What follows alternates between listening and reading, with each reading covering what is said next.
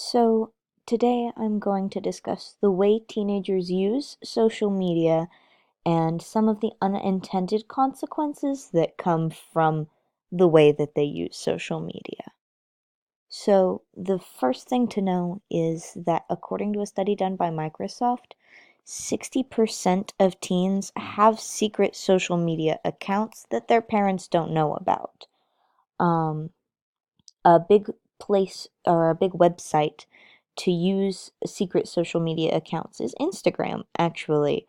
So teens will have their Rinsta, short for real Instagram. That's for like acquaintances and family members. If employers come and look, scholarship people, that kind of thing. It's the more traditional sense of a social media page, right? Where they post socially acceptable updates and content and things like that. Whereas a Finsta, short for fake Instagram, is more private and is less worried about aesthetics and about image. It's usually more for close friends, sometimes only maybe 15 or 20 people, and it's usually more for posts, things where they post things that they wouldn't want other people to see, where they'll rant about things going on in their personal lives, inside jokes between friends, that kind of thing.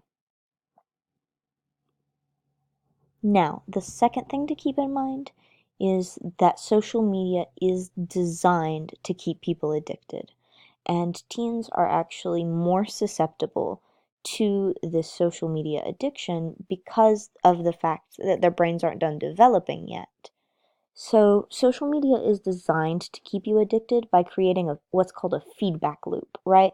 So, a person posts on social media and people like it, people comment, and that person feels good about that. They feel driven to do it again, right? So they make another post and they get more likes and more comments and more interactions between other people, and so they enjoy that.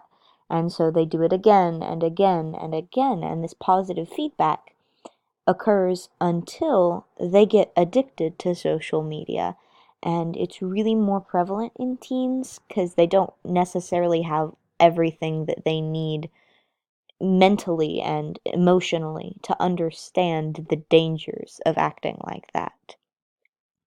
In fact, a study from the University of California showed that the type of content posted doesn't even matter. What matters is that it's been liked by other people first. So these researchers, they showed these teens pictures of people doing illicit things, right? Negative, awful things like smoking, like drinking, partying, things like that, and showed them neutral photos like selfies of their friends, pictures of food, recipes, things like that.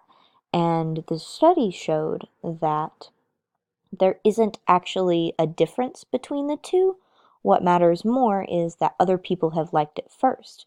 The more likes a picture has already received, the more likely a person is to like that post. Now, for some of the psychological impacts of this social media addiction, teens care really deeply about the way they're viewed by other people and especially by their peers. And so they want to do everything that they can to present that best, most positive image of themselves, right? And so, with the rise of photo editing apps and face editing apps, especially, things where you can smooth your skin, lighten your teeth, make your nose larger, smaller, um, and just kind of edit out any imperfections that you might think you have until even maybe you're unrecognizable to someone you know in real life, right? It's this big discrepancy, this gaping hole between what you look like on social media and what you look like in real life. And the fact of the matter is that teens aren't developed enough to understand the differences between fake social media and real life, right? So this impacts their self esteem, because they see, the girl sitting across from them in their English class looking like a supermodel on social media, and they know that they can't compare. Cyberbullying is really prevalent on social media too.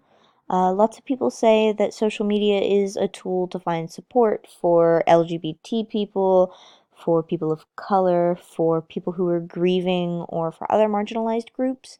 But the fact of the matter is, a study by Common Sense Media said that 64% of teens see sexist, homophobic, racist, anti religious, or otherwise offensive content when they browse social media. And that feedback loop that is created when teens become addicted to social media actually makes them a lot more likely to post offensive content because it gets more of a reaction and more approval or disapproval from their peers. It's more interaction leading to more posts about offensive content, and they focus more on the interaction rather than what it is they're actually saying. So, what can parents do? The first thing, most important, keep younger children off of social media for as long as possible. It's not always the case in the world, but in an ideal situation, they would wait until they're developed enough and mature enough to understand the impacts of their actions on social media. If you can't keep them off social media forever, which you shouldn't, parents should provide healthy examples of social media use, like being cognizant of when you're on your phone or when a parent is on social media and posting, right? So don't post when you're driving on the or when you're at the dinner table. And you should also be cognizant of what you post as well. So things like rants or inappropriate content should really be kept off of social media because kids will see it. And if they do get caught having a secret account, you really should try to keep the tone of your argument away from getting caught and getting punished for it and behaving safely on social media, right? So teens don't always respond very well to the, oh, you've been caught breaking the rules, now you're grounded approach. So if you present it as you're concerned for them and for their well being and for the way that they're behaving and presenting themselves to the world, that it's far more productive and more encouraging to teenagers to do the right thing, essentially. And then a Works Cited page if you have any questions about my research or about any of the claims that I have made. Feel free to check my Works Cited. There are links to all of these articles that I'm quoting in right here.